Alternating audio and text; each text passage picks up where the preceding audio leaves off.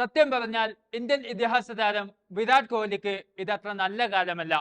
ഓസ്ട്രേലിയയിൽ തന്റെ പഴയ ശൗര്യം വീണ്ടെടുക്കാൻ പഠിച്ച പണി 18 നോക്കിയിട്ടും ഒന്നും അങ്ങനെ ഏശുന്നതായി കാണുന്നില്ല. ബാറ്റ് കൊണ്ടുള്ള പ്രകടനത്തെക്കുറിച്ച് പറയുകയാണെങ്കിൽ ഇന്ത്യയുടെ ഇതിഹാസ താരമായ ഹിറ്റ്മാൻ രോഹിത് ശർമ്മക്ക് കൂട്ടായി കോഹ്ലിയും പരിങ്ങലിലാണ്. 3, 10, 6, 3 എന്നിങ്ങനെയാണ് ക്യാപ്റ്റൻ രോഹിത്തിന്റെ കഴിഞ്ഞ 3 മത്സരങ്ങളിലെ സംഭാവനകൾ. ബാറ്റ് കൊണ്ടോ പറ്റുന്നില്ല എങ്കിൽ ഓസ്ട്രേലിയയിലെ പിള്ളേരെ ഒന്ന് പേടിപ്പിച്ച് നിർത്താമെന്ന് വിചാരിച്ചപ്പോൾ അവിടെയും കിട്ടി കോഹ്ലിക്ക് പണി. മെൽബണിൽ ബോക്സിംഗ് ഡേ ടെസ്റ്റിന്റെ 2ാം ദിനം അവസാനിച്ചെങ്കിലും വിരാട് കോഹ്ലിയും ഓസീസിന്റെ അരങ്ങേറ്റ താരമായിട്ടുള്ള സാം കോസ്റ്റാസും തമ്മിലുള്ള സ്ലെഡ്ജിംഗ് ഇപ്പോഴും ചൂടേറിയ ചർച്ചയായി തുടരുകയാണ്. സംഭവത്തിൽ ക്രിക്കറ്റ് വിദഗ്ധരും ആരാധകരും പ്രതികരിച്ചതോടെ മാച്ച് ഫീയുടെ 20% ഫൈൻ ചുമത്തിയിരിക്കുകയാണ് ICC. അവിടം കൊണ്ട് ഇത് തീർന്നു എന്ന് വിചാരിക്കുമ്പോഴാണ് ഇടുത്തി പോലെ മറ്റൊരു കാര്യം വരുന്നത്. ബോർഡർ ഗവാസ്കർ ട്രോഫിക്കായി വിരാട് കോഹ്ലി കഴിഞ്ഞ മാസം പെർത്തിൽ ഇറങ്ങിയപ്പോൾ ഓസ്ട്രേലിയൻ മാധ്യമങ്ങൾ കോഹ്ലിയെ വിശേഷിപ്പിച്ചത് രാജാവിനെ തിരികെ സ്വാഗതം ചെയ്യുന്നു എന്ന ഹെഡ്ലൈനോട് കൂടിയാണ്.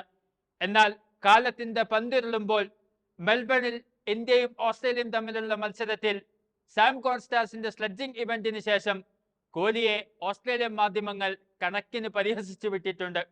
36-കാരനായ കോഹ്ലിയെ ഓസ്ട്രേലിയൻ മാധ്യമമായ the west Australian clown Kohli അഥവാ കോമാളിയായ കോഹ്ലി എന്ന പദാവലി ഉപയോഗിച്ചുകൊണ്ടാണ് വിശേഷിപ്പിച്ചിട്ടുള്ളത്.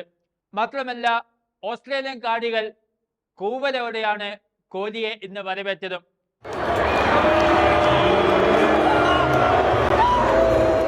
അതുകൊണ്ട് തന്നെ അധികം പിടിച്ചു നിൽക്കാനാവാതെ 86 പന്തിൽ 36 റൺസ് നേടി സാക്ഷാൽ വിരാട് കോഹ്ലി തന്റെ ദൗത്യം അവസാനിപ്പിച്ച് വന്നയിടത്തേക്ക് മടങ്ങിപ്പോയി.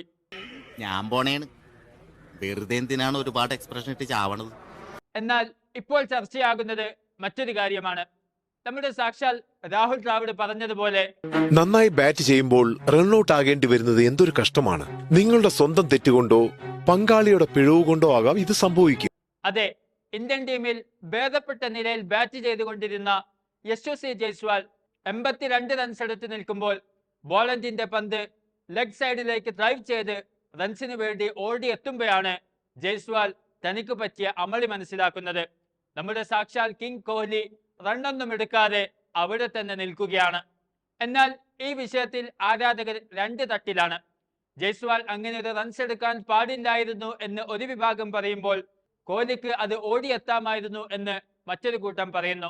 ഇന്ത്യക്ക് വേണ്ടി ഭേദപ്പെട്ട നിലയിൽ ബാറ്റ് ചെയ്തുകൊണ്ടിരുന്ന ജയ്സ്വാളിന് വേണ്ടി സ്വന്തം വിക്കറ്റ് കോഹ്ലി സാക്രിഫൈസ് ചെയ്യണമെന്നായിരുന്നു ഇതൊന്നുമല്ലാത്ത രസകരമായ മറ്റൊരു വാദം. ഇങ്ങനെ ഒരു വാദം ഉയരുന്നതിന് കാരണം ഇന്ത്യൻ വുമൻസ് ടീം ക്യാപ്റ്റൻ സ്മൃതി മന്ദാനയാണ്.